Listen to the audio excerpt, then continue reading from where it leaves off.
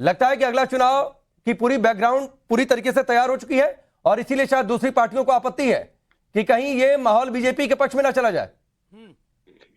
देखिए राकेश पांडे जी, बहुत सेंसिटिव मुद्दा है। इस मुद्दे पे अगर मैं कुछ कमेंट करूंगा तो कोर्ट का अपमान होगा। अभी आप बैठे हैं, विष्णु जैन जी बैठे, यही कहेंगे कि आप कोर्ट का अपमान कर रहे हैं। कुछ ऐसी भाषा बोल दूंगा तो बोलते हैं आप देश के तो मत बोलिए ना सर भाषा, संयमित भाषा का इस्तेमाल करिए। अरे क्या तो जरूरी है भड़काऊ भाषा का इस्तेमाल करना सर? अरे तो नहीं बोलना है भैया, तो डिबेट क्यों करवा रहे हैं? नहीं क्यों करवा रहे हैं? डिबेट करूं कि प्रोपेगेंडा चलाएंगे? संयमित तरीके से अपनी बात रख सकते हैं सर। सुनिए, प्रोपोगेंडा आप चला रहे हैं। प्रोपोगेंडा देश का मोदी के द्वारा प्रायोजित मीडिया चला रहा है। एक बात कहने में मुझे आज कोई गुरेज नहीं है, क्योंकि ये कोर्ट का मामला है।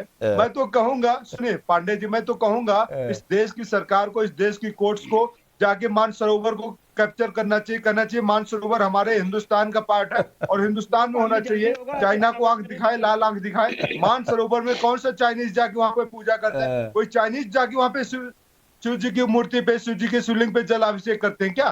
तो जाके नहीं, मैं इसीलिए कह रहा था कि आप अपना पॉलिटिकल प्रोपेगेंडा चलाएंगे दीपक झा, और आप आ गए उसी पॉलिटिकल प्रोपेगेंडा पर।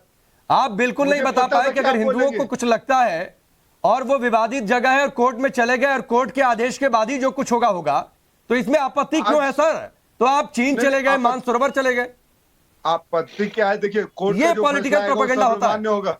नहीं सुनिए, कोर्ट का जो फैसला आएगा, कोर्ट का फैसला सर्वमान्य। मैं उस पर कमेंट करूंगा तो मैं, देखिए कोर्ट का अपमान कहलाएगा, कानून का अपमान। मैं भारत का संविधान को प्रणाम करता हूं। मैं भारत के संविधान से चलने वाला हिंदुस्तानी हूं। आप भी शायद भारत के संविधान से चलने वाले हैं। शायद नहीं, कंफर्म जो लोग बैठे शायद नहीं दीपक झा, शायद नहीं, कंफर्म हूं।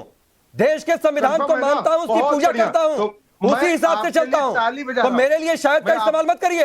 तो मैं आपके लिए ताली बजा रहा हूं। नहीं, आपके ताली की कोई जरूरत नहीं है। आप 100% है। तो अब आप ये बताइए, 1530 में जो आपने कानून के तहत बताया, औरंगजेब बाबर आए, मंदिर तोड़े, तो 1500 में कौन सा हिंदुस्तान बना था? हिंदुस्तान आजाद कब हुआ और हिंदुस्तान कब बना, ये बताइए।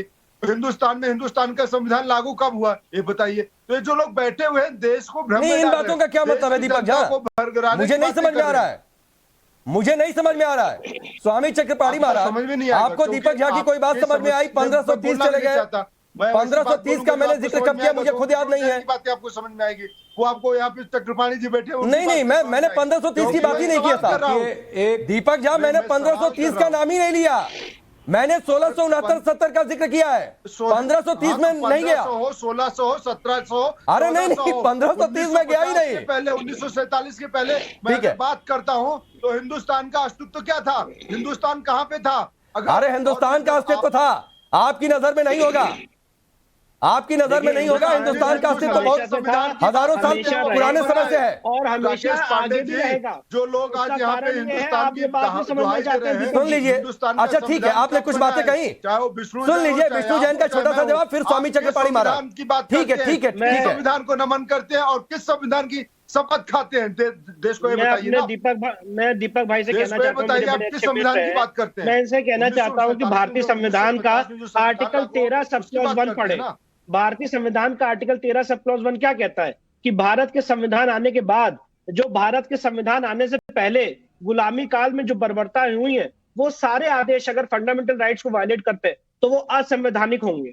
और इसीलिए ये बात पराशरन साहब ने सुप्रीम कोर्ट के सामने रेस की थी राम मंदिर के फैसले में। जरा विष्णु जैन जी, दीपक झा थोड़ा कान खोलकर सुनिएगा जरा। ये क्लॉज जरा फिर से बताइए इनको, जेल में डाल देंगे। एक क्लॉज जरा फिर से बताइए विष्णु झा, पे बैठने की एक बार फिर से बताइए सर। अरे सुनिए दीपक झा, मैं कंफर्म संविधान को मानता हूं, शायद आपने अपने लिए इस्तेमाल किया होगा, लेकिन सुन लीजिए सर।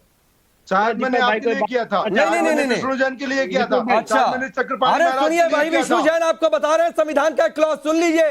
दीपक भाई मेरी बात सुनिए, आप मेरे बड़े अच्छे मित्र हैं, पर मैं आपसे कुछ, आज हम एक डिबेट कर रहे हैं, मैं उस परिपेक्ष में आपसे बात रखना चाहता हूं। भारतीय संविधान का आर्टिकल 13 में ना संविधान का अपमान होना चाहिए, ना कोर्ट का अपमान। अरे सुनिए ना दीपक झा, कोर्ट के इस फैसले, अरे उस संविधान का एक क्लॉज सुनिए जिसको आप दावा कर रहे हैं कि कंफर्म मानते हैं, 100% मानते हैं। तो जरा सुनिए ना सर, सुनिए विष्णु जैन को। एक रिसर्च रखना चाहता हूं।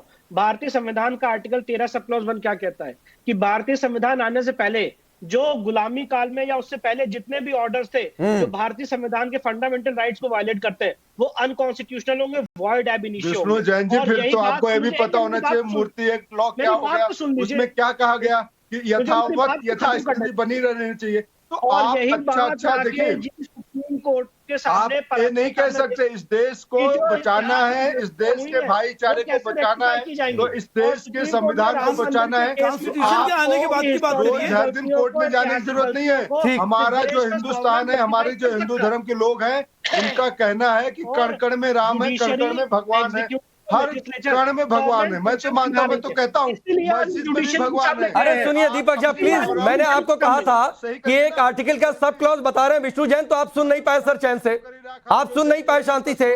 ये ठीक है कि कड़कड़ में भगवान है, लेकिन भगवान राम का जन्म अयोध्या में हुआ था। कड़कड़ में भगवान कृष्ण भी है, लेकिन भगवान कृष्ण का जन्म मथुरा में हुआ था। यह भी सही है, और इस पर बातचीत करिए।